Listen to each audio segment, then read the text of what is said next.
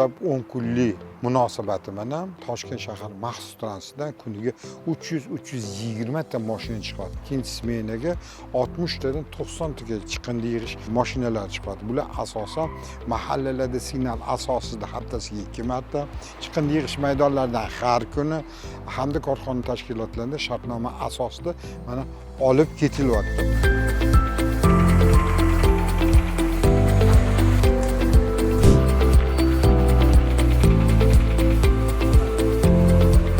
Mustaqillik bayrami munosabati bilan hozirgi vaqtda ekologiya vazirimiz tomonidan doza 10 kunlik e'lon qilingan.